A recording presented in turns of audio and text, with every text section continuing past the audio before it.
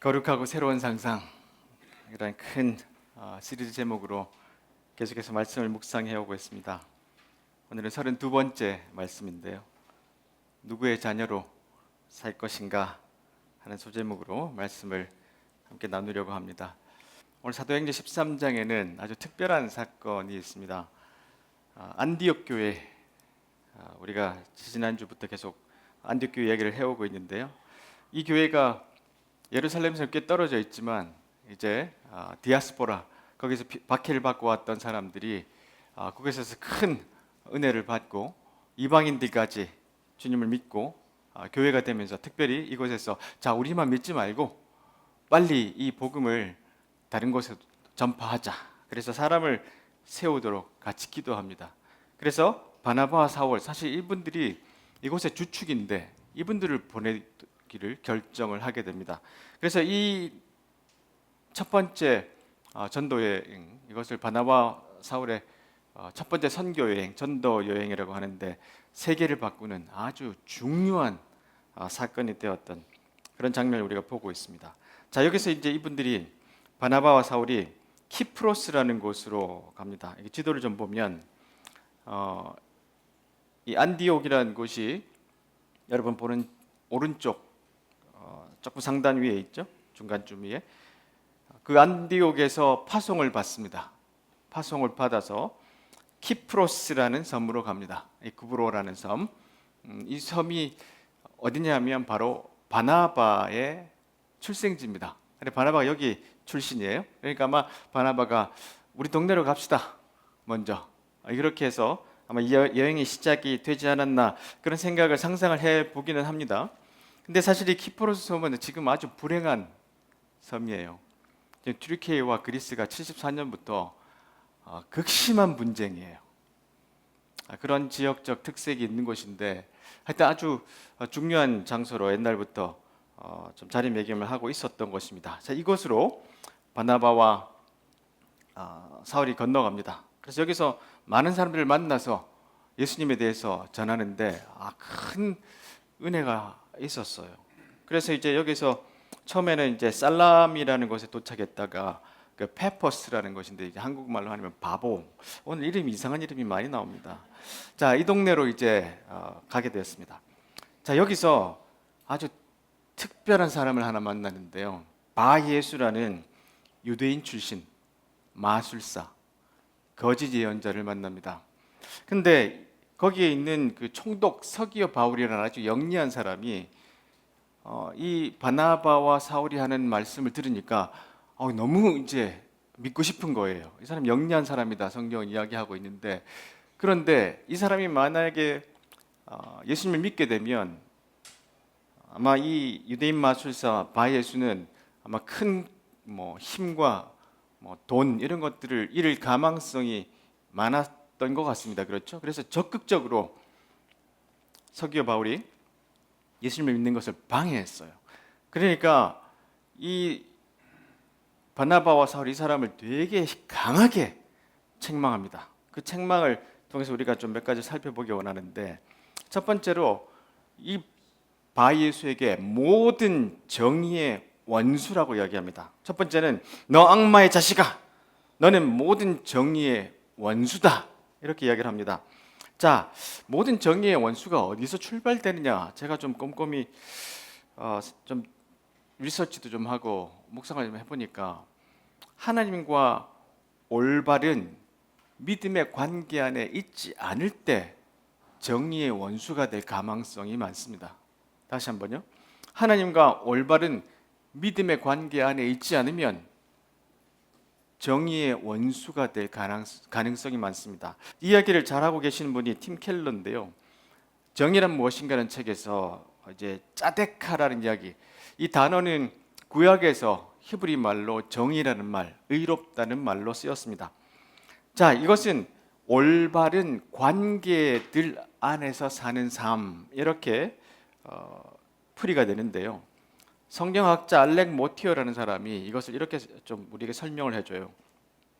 하나님과 올바른 관계를 맺고 있는 까닭에 삶에서 맞닥뜨리게 되는 모든 관계를 바로 잡는 것에 자연스럽게 헌신한다. 그러니까 내가 하나님과의 믿음의 관계, 하나님이 이 세상에 창조주시고 주관하시고 이 세상을 만들어 가신다라는 그 믿음 안에 있기 때문에 세상에 살다가 보면 잘못된 일들을 올바로 만들려고 하는 마음, 여러분 좀 이해가 되시죠? 내가 하나님의 믿음 안에 하나님이 이 세상을 정의롭게 만드신다. 성경에도 보면 정의가 얼마나 흘러 넘쳐요.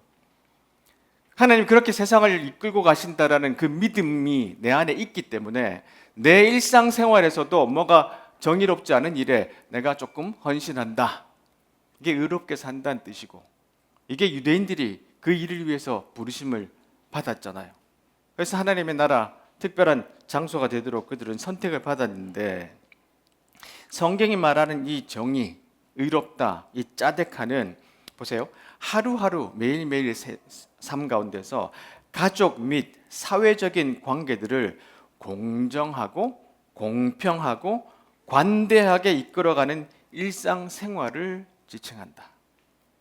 이것이 그냥 정의롭다는 말이 아주 큰 어떤 세상의 잘못을 바로잡고자 하는 그런 의미도 있겠지만, 실제로는 매일 삶에서 공평하고 공정하고 관대하게 사는 삶, 이것을 정의라고 구약 성경에서 우리에게 가르치고 있는데요. 그렇기 때문에 성경 안에는 이 의롭다는 말로 쓰이는 이 두 가지 단어가 수십 번씩 나란히 등장하는 건 놀랍지 않다. 그래서 기본적으로 하나님과 관계를 바로 맺는, 이것이 믿음이잖아요. 그렇죠? 하나님과의 관계를 바로 맺는 믿음에서 출발하는데, 그냥 하나님과의 관계에서 끝나는 것이 아니라 그 열매는 뭐냐면 정의롭게 세상 사람들과 함께 공정하고 관대하게 매일매일 삶을 사는 것. 근데 이 삶을 살지 않고 있는 이 바예수에게 책망하는 거예요. 너는 모든 정의의 원수다. 근데 왜 모든 정의의 원수인가? 이 사람 출신이 유대인이잖아요. 그렇죠? 유대인인데 어떻게 하다가 저 키프로스 섬까지 가인 것 같아요. 그러니까 자기 정체성을 잃어버렸어요. 내가 하나님과의 그 믿음의 관계 안에 있어야 된다는 정체성을 잃어버리고 오직 자기 갖고 있는 이 거짓 예언, 마술들을 사용해서 저 총독을 구워 삶아서 자기의 유익만 위해서 사는 사람으로 변해버린 거예요. 그래서 모든 정의의 원수라고 책망을 받습니다. 자, 이 신명기에 보시면 특별히 이 유대에서는 마술사들을 굉장히 금기시합니다. 그렇죠? 마술사로 살아서는 안 돼요. 심지어는 영적 부흥이 이 이스라엘에 일어나면 반드시 마술사나 무당이나 박수들을 나라 전체에서 없애버리는 일들을 많이 했습니다. 자, 그런데 이 사람은 유대인이면서도 마술사 같은 사람이 됐고, 그 다음에 거짓 예언자로 살아갑니다. 이 키프로스 섬에 가면서 자기 정체성을 잃어버렸는데, 나는 불완전한 나를 사랑한다는 이제 책에서 브레네 브라운이 그런 이야기를 합니다. 자기 가치감, 이걸 다른 말로 하면 정체성이겠죠. 내가 누군가, 이것에 대한 믿음이 부족하면 남에게 인정받으려고 애걸하게 된다. 남에게 자신의 가치를 인정받으려고 애걸하는 것은 결코 신나는 일이 아니다. 그런 행동은 지금 이대로는 절대 충분치 않아. 부족해. 이 키프로스 섬에서 내가 그냥 정체성을 가지고 사는 것, 이거 부족해. 그래서 점점 이 바예수가 괴물이 되었습니다. 근데 우리도 이렇게 자기 정체성을 잃어버리고 다른 사람에게 자기의 어떤 가치를 인정받으려고 애걸하면 우리도 점점 그런 모습을 닮아갈 수밖에 없게 돼요. 토마스 머튼이 이런 이야기를 했습니다. 우리가 예수님을 따르는 사람으로서 성령의 통로가 되려면 이 두 가지 착각, 십자가에서 죽어야 할 두 가지 착각이 있는데, 첫 번째는 거짓된 자아입니다. 우리를 하나님에게서 또 서로에게서 떨어지게 하는 거짓된 자아를 먼저 죽여야 돼요. 지금 이 정체성을 잃어버린 바예수가 이 거짓된 자아로 살고 있잖아요. 이는 교만과 가식으로 가득 찬 자, 자기의 유익을 위해 삶을 영위하는 자, 남을 위한 것이 아니라 자기의 삶만을 위해서 살아가는 사람. 이는 모순을 애써 무시하고 부인함으로써 모든 모순을 해결하고 하는 자하고 모함과 고통 없는 세상에서 살기를 소망하는 자다. 자기 스스로가 이 세상을 해결하고 싶어하는 사람이에요. 또 두 번째 없애야 할 자아가 뭐냐면 우상 숭배하는 자아인데, 이것을 다른 말로 하면 내 스스로가 신이야. 내가 세상을 내가 원하는 방식으로 만들 거야. 우리가 살고자 한다면 바로 이런 거짓 자아들을 죽여야 하는데, 그러니까 오랫동안 이렇게 살다 보니까 이게 잘 안 된다는 거예요. 그러니까 우리 삶 가운데 있는 이 거짓된 자아들을 죽여야 하는데, 오히려 이 바예수는 이 키프로스 섬에서 거짓된 자아를 가지고 거짓 예언자로 자기의 영향력을 확대하며 살았어요. 근데 바울과 바나바가 찾아온 거예요. 그러니까 엄청난 위협이 된 거죠. 자, 두 번째로 이 바예수를 이렇게 책망했습니다. 악한 속임수와 죄악으로 가득 차 있다, 네 내면이. 이제 바울과 사울은 성령에 충만한 사람이니까 이 사람의 속사람을 보게 된 거예요. 너는 악한 속임수와 죄악으로 가득 차 있는데 왜 그러냐면 이 세상이 점점점 하나님의 은혜로 아름다워질 것이라는 이 소망이 결여되어 있기 때문에 내 속에는요, 내 마음대로 이 세상을 창조해 가려고 하니까 속임수와 죄악이 가득 차는 거예요. 예수님도 바리새인들을 책망하실 때, 위선자들을 책망할 때 이런 말씀하셨잖아요. 너희가 잔과 접시에 겉을 깨끗하게 하지만 그 안에는 탐욕과 방종이 가득 차 있다. 너희 눈먼 바리새파 사람들이여, 먼저 잔과 접시에 안을, 속사람을 깨끗게 하라. 그러면 겉도 깨끗해질 것이다. 율법학자와 바리새파 위선자들이여, 너희에게 화가 있다. 너희는 하얗게 칠한 회칠한 무덤과 같다. 겉은 아름다워 보이지만 그 안은 시체들의 뼈와 온갖 더러운 것으로 가득 차 있다. 너희가 겉으로는 사람에게 의롭게 보이지만 속에는 위선과 악이 가득하다. 예수님 이런 사람들을 굉장히 심하게 책망을 하셨어요. 오늘 바로 이 바예수도 그 속사람 안에 위선과 거짓, 관계가 숨어 있었던 자입니다. 복음 안에서 발견된 참된 자에서 팀 켈러도 이런 사람의 특징, 이걸 세 가지로 이야기하는데요. 인간의 본성적인 자아가 처한 상태는 공허한 거예요. 이 키프로스 섬에서 살던 바예수는 자기 삶이 굉장히 공허하다고 느꼈을 수 있습니다. 고향에서 멀리 떠났기 때문에. 근데 고향에서 멀리 떠나서도 그렇지만 하나님으로부터 멀리 떠났으니까 이 공허함이 찾아왔어요. 이 이미지는 인간 자아의 중심이 텅 비어 있다는 사실을 보여줍니다.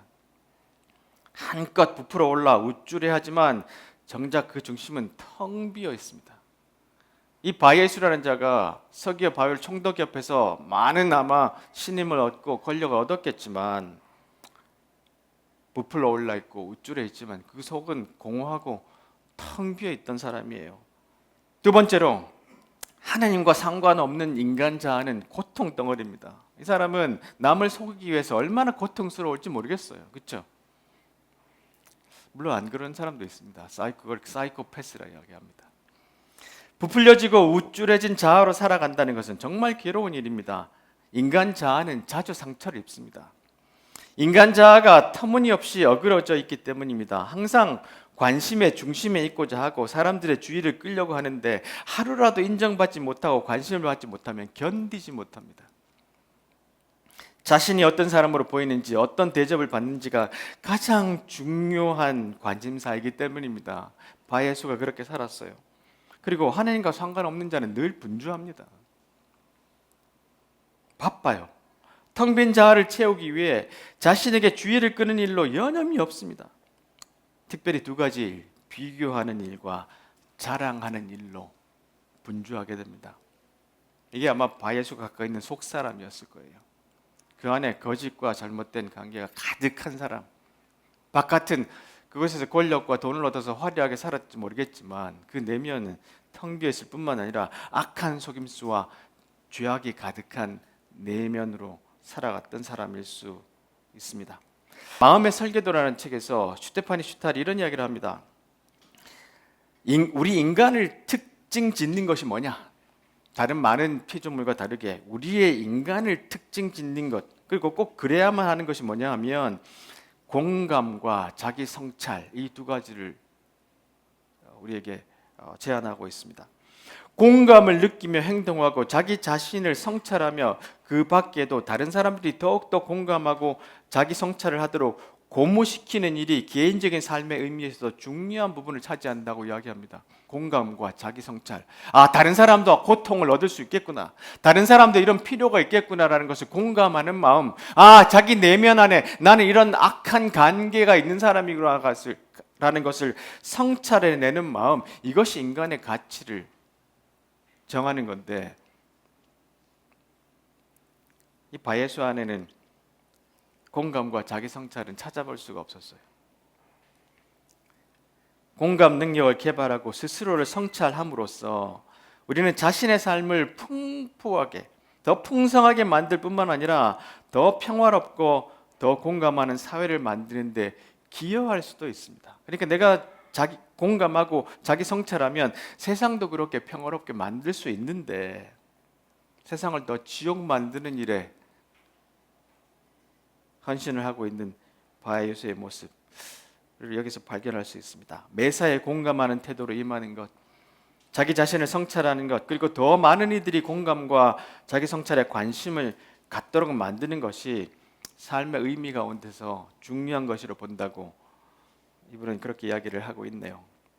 자, 그래서 성경으로 이야기한다면 고린도후서에 있는 말씀처럼 우리는 힘든 삶을 삽니다. 이렇게 사는 거 힘들어요. 그러나 포기하지 않습니다. 어찌 포기할 수 있겠습니까? 겉으로는 우리의 일이 실패로 끝나는 것처럼 보이지만 우리 속사람, 이 안에서는 하나님께서 단 하루도 빠짐없이 은혜를 펼치시며 새로운 생명을 창조하고 계십니다. 이게 우리의 속사람이 되어야 되는 거예요.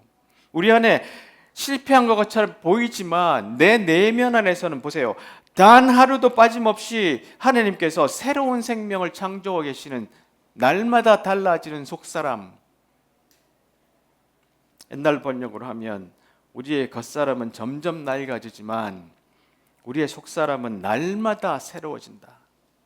이것이 우리가 추구해야 될 주님을 닮는 삶이 아닌가 싶어요. 우리 안에 죄악과 속임수가 가득한 이런 내면이 아니라 하나님께서 이 세상을 계속해서 아름답게 만드실 것이라는 것에서 낙심하지 않고 그 소망 가운데 내 속사람을 계속해서 하나님이 새로운 생명을 창조하시고 바꾸시도록 내 자신을 성찰하고 내어드리는 삶, 이것이 우리에게 필요한 것이라고 생각이 됩니다. 세 번째로, 이 바예수를 바른 길을 굽게 하는 자라고 책망하셨어요. 바른 길을 굽게 하는 자. 타인에 대한 사랑이 없으면 세상에 하나님께서 일하시는 바른 길들을 굽게 하려고 애를 씁니다. 이 서기와 바울이 예수님을 따르는 것이 얼마나 아름다운 일이에요. 그렇죠? 바른 길이에요. 그런데 그것을 막아섭니다. 타인에 대한 사랑이 없으니까 이 사람은 나의 뭐예요? 이 사람은 내가 이용해 먹어야 될 사람이잖아요. 그렇죠? 이 서기와 바울이라는 자가 내가 지금까지 거짓 예언하는데 속아 넘어갔죠. 그리고 내가 계속해서 잘못 이끄는 대로 나를 사용해 줬고 나에게 많은 돈을 지불해 줬을 거예요. 그렇죠? 타인에 대한 사랑이 없고 이용해 먹으려고 하니까 바른 길을 굽게 할 수밖에 없는 거예요. 질투라는 과목에서 야마모토 케이가 이런 사람들, 특히 이 질투, 내가 이 바울과 바나바가 이 사람들이 혹시나 더 많은 권력, 내가 가진 것을 빼앗아 갈까 봐 바른 길을 굽게 하려는 이런 사람들의 조건 세 가지를 이야기하는데, 첫 번째, 자신의 존엄이 불안정할수록 앞으로 개선될 가망성이 가능성이 없다고 느낄수록 더 많이 누리는 사람들의 좋은 상황을 더욱 강하게 질투하는 경향을 보인다. 그러니까 지금 이 바나바와 사울이 전하는 말씀을 듣고 서기와 바울이 관심을 가지고 자꾸 배우려고 하니까 자기의 존엄이 불안정해지는 거예요. 그러니까 강한 질투심을 가지고 그들을 적대시했어요. 둘째로 자존감과 자신감의 결여가 고통스럽고 굴욕적인 경험이 되는 유인. 그럴 때 저기로 가득 찬 질투가 생긴다고 합니다. 그리고 마지막 조건이 상황이 건설적으로 개선될 여지가 없어서 괴로움이나 열등감 같은 감정을 완화할 방법이 설령 자기 자신이 손해를 입더라도 더 나은 상황에 있는 사람에게 손해를 입게 하는 것뿐이라고 생각할 때, 내가 다치더라도 저 사람을 더 다치게 만들어야지. 이런 강한 질투심에 사로잡힐 때 남의 길을 굽게 만드는, 특별히 예수님이 하시는 길을 굽게 만드는 일들을 하게 됩니다. 예루살렘 이전에 아히만이라는 책이 나왔어요. 완전 벽돌책인데요. 이 책은 사실은 이 한나 아렌트라는 사람이, 이 아히만이라는 사람이 2차 세계대전 때 유대인들을 정말로 수없이 죽이는데 제일 많은 일을 했던 사람이잖아요. 근데 이 사람을 아르헨티나에서 잡아다가 이제 신문을 하는데 이 사람이 너무나 나는 내가 출근해서 시키는 일만 했다고. 그래서 악의 평범성, 그래서 정말 악이 수많은 사람에게 있다는 것을 이야기했던 그 책이에요. 그런데 그 다음에 베티나 슈탕네트가 이 아이만을 더 깊이 조사해 보니까 이 사람 평범했던 사람이 아니었어요. 정말로 열심히 적극적인 사유 과정을 통해서 사람들을 괴롭게 하고 죽이려고 했던 사람이에요. 악은 단순히 무사유, 생각하지 않는 것에서 생겨나는 것이 아니라 오히려 적극적인 사유 과정을 통해서 생겨난다. 이 지금 바 예수가 이 질투심에 사로잡혀서 어떻게 하면 적극적으로 저 길을 굽게 만들 것인가, 그 일들을 하고 있는 것입니다. 17세기 전에 믿는다는 말, 이 말은 어근을 좀 찾아보면 영어의 believe잖아요. 이 believe는 소중히 여기다라는 말, belove라는 말에서 나왔대요. 발음이 맞는지는 모르겠습니다만, 근데 이것이 belove라는 말과 비슷하다는 거예요. 그렇죠? 그러니까 영어의 원래 believe와 belove는 같은 말이라는 거예요. 그러니까 믿는다는 것과 사랑한다는 말은 같다는 거예요. 믿는다는 것에서는 누군가를 신뢰한다는 의미뿐만 아니라 그 사람을 소중하게 여긴다는, 곧 그 사람을 사랑한다는 의미도 있어요. 그러니까 우리가 믿는 사람이라면 사람들을 소중하게 여기고 사랑해야 되는데, 남에 대한 사랑이 없고 타자에 대한 존중이 없으면 주님께서, 하나님께서 만드신 이 정의의 길을 굽게 만드는 일들을 하게 된다는 거예요. 그래서 그리스도인의 미덕이라는 책에서 보세요. 오늘 제가 믿음, 소망, 사랑에 대한 이야기를 합니다. 그렇죠? 하나님에 대한 믿음이 없으면 어떻게 된다고요? 정의의 원수가 된다 그랬잖아요. 그리고 세상에 대한 소망이 없으면 어떻게 해요? 내 속에 내면이 망가진다는 거예요. 그리고 우리에게 사랑이 있을 때, 존중이 있을 때 하나님께서 만드신 그 정의의 길들을 갈 수 있게, 다른 사람이 그 길을 가도록 도와주게 된다는 겁니다. 그래서 우리 이 목표가 뭐냐? 믿음, 소망, 사랑이에요. 자, 이 말을 우리가 종합해서 오늘 말씀해 보면 예수의 아들인가 악마의 자식인가를 살펴볼 필요가 있는데, 바나바가 이제 사울과 그곳에 가서 이 사람을 만나서 책망할 때 첫 번째 했던 말이 뭐냐면 악마의 자식입니다. 근데 보세요. 그것을 이제 원래 원어로 보면 발 예수 이렇게 나옵니다. 발 예수, 이 뜻이 뭐냐면 바가 뭐냐면 아들이란 뜻이에요. 아들. 예수는 뭐냐면 예수란 뜻입니다. 바 예수가 무슨 뜻이냐면 예수의 아들이란 뜻이에요. 이 사람 이름의 뜻이 예수의 아들이란 뜻입니다. 우연인가? 놀랍지 않습니까? 근데 누가가 이 바예수라는 이름, 이 사람이 다른 별명도 있는데, 그렇죠? 바예수라는 이름을 우리에게 성경에 기록해 놓은 이유가 뭘까요? 이 이름은 바예수인데 하는 행동은 악마의 자식입니다. 교인인데, 교회를 다니는데 정의를 굽게 하는 사람으로 살 수 있어요. 우리에게 주는 경고가 아닌가 싶어요. 그의 이름은 예수의 아들, 예수의 자녀인데 실제로는 마귀 사탄의 새끼입니다. 근데 이 욕을 누구에게 예수님이 하셨냐면 베드로에게 하셨어요. 여러분 기억하시죠? 예수님이 내가 십자가에 죽어야 되겠다 그러니까 베드로가 예수님 죽으면 나는 어떡하라고요? 내 권력은 어떡하라고요? 저 예루살렘에 들어가면 내가 한 자리 하고 싶은데 안 됩니다. 주님 절대로 있을 수 없는 일입니다. 그러니까 예수님께서 베드로야 썩 비켜라. 사탄아 물러가라. 베드로도 이 욕을 들었어요. 그리고 우리에게도 말씀하셨습니다. 예수님의 자녀인가 악마의 자식들인가? 질문 빈곤 사회에서 강남순 교수가 우리에게 이런 이야기를 합니다. 아까 제가 조금 설명드렸던 아이면 보고서 한나 아렌트 이야기인데요. 그 재판 과정을 쭉 보고 난 다음에 악에 대한 전통적인 이해와 전적으로 다른 정의를 내리는데 보세요. 한나 아렌트에 의하면 악이란 비판적 사유의 부재. 비판적 사유의 부재. 이건 뭐냐면 내가 이 일어난 사건에 대해서 비판적으로 생각해서 판단하고 그것을 성찰해야 되는데 일어나는 일에 대해서 내가 가진 습관과 내가 가진 자라온 여러 가지 환경 통해서 그냥 결정하는 사람이에요. 소위 선량한 사람이 비판적 사유를 하지 않을 때 왜곡된 정치적 이데올로기 또는 왜곡된 종교적 가치에 의해 선동됨으로써 자신도 모르게 인류에 대한 범죄에 가담할 수 있다는 것은 우리가 늘 상기해야 할 중요한 점이다. 내가 비판적 사유를 하지 않으면 엉뚱한 일을 하게 되는데 지금 베드로가 예수님 십자가에 죽으시고 다시 부활하시는 사건에 대해서 충분히 듣고 지금 배우고 있었잖아요. 그런데도 비판적 사유를 하지 않으니까 자기의 권력과 자기의 앞길만 생각하니까 사탄아 물러가라는 이야기를 듣게 된 거 아닙니까? 그렇죠. 근데 우리도 마찬가지예요. 우리가 기독교인으로 사는데도 비판적 사유를 안 하면 이상한 놈에게 투표하게 됩니다. 박노해가 쓴 시에 보면 누가 저런 자를 저기 데려다 놓았나. 이 탄핵 이전의 시예요. 누가 저들에게 권력을 쥐어주었나. 제 탓이요 가슴치며 성찰하지 않는 이들이 나는 진실로 더 무섭다.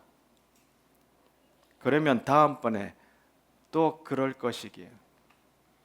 그러니까 우리가 예수 믿는 사람들이라고 할 때 배워야 할 길들이 잘못하면 바예수, 예수님의 자녀라는 이름을 갖고 있지만 악마의 자식 노릇도 할 수 있다는 거예요. 그 길을 걸어라 책에서 유진 피터슨이 이런 이야기를 합니다. 예수님의 유일한 길이 되는 방식은 양식이나 편의의 문제가 아니다. 그리고 막연하게 위쪽을 가리키는 일반적인 원칙도 아니다. 보세요. 기도와 말씀에 주의를 기울이는 가운데 의도적으로 자신이 살아갈 방식을 택하셨다. 우리가 예수님을 따르기로 선택한다면 우리도 예수님처럼 기도와 말씀에 주의를 기울여야 하며 또한 의도적이어야 하는데 이외에 다른 방식이 없다는 거예요. 예수님을 따르기 위해서는 이외에 다른 방식이 없어요. 기도와 말씀에 주의를 기울이는 것, 비판적 사유를 배우는 것, 성경을 통해서 이것이 참으로 중요합니다. 수련에서 배철현 교수가 이런 이야기를 합니다. 욕심은 끝도 없고 만족도 없다. 그것은 배가 부른데도 더 먹으려 하는 비이성적인 습관이며 권력을 쥔 자가 더 많은 권력을 휘두르려는 횡포다. 한자의 욕심에는 그 의미가 잘 담겨 있는데 배가 불렀음에도 더 많은 곡식을 하품하듯 입을 벌려 넣으려는 마음, 그게 욕심이래요. 그리고 기도에 대해서 이야기를 하는데 이런 것들을 욕심을 없애려면 이른 아침 자신만의 동굴로 들어가, 영적인 동굴로 들어가 자신 안에 쌓여있는 적폐를 제거하는 행위, 이것이 기도다. 기도의 기자는 적폐를 제거하고자 날카로운 도끼를 자기 앞에 겨누는 수련을 뜻한다. 이렇게 기도를 정의했습니다.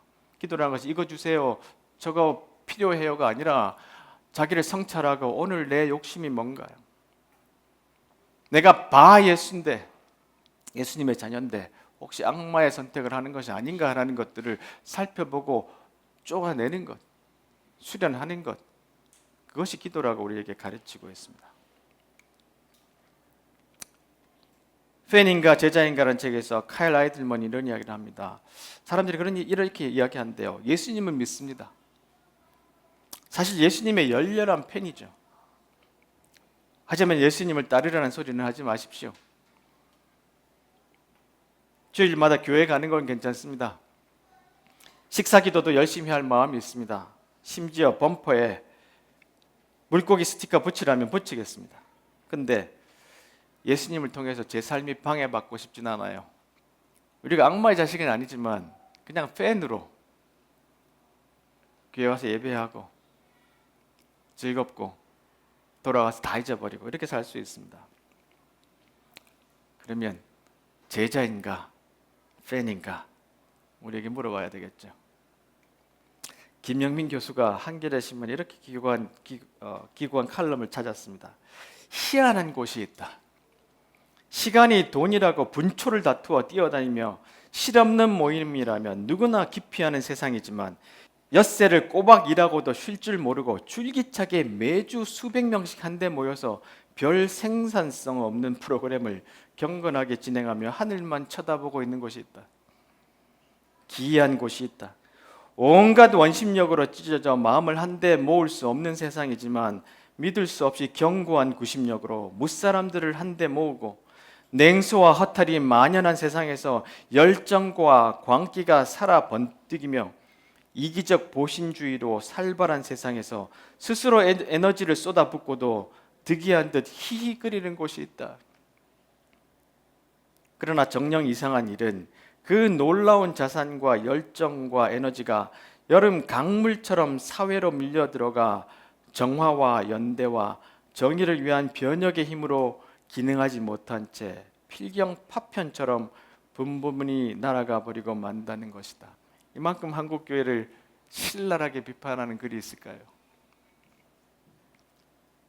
이렇게 바쁘게 살면서 어렵게 와서 하늘만 쳐다보고 하나님께서 정의를 우리에게 펼치려고 하는 말씀을 듣고도 그냥 파편처럼 분분히 날아가 버리는 모습, 이 모습을 우리가 계속해서 반복하고 있지 않나 싶습니다. 말씀을 맺겠습니다. 베드로가 예수님에게 책망받고 난 다음에 사탄아 물러가라 하고 난 다음에 예수님이 하신 말씀이에요. 제자들에게 누구든지 나와 함께 가려면 내가 가는 길을 따라야 한다. 정의의 길을 따라야 된다.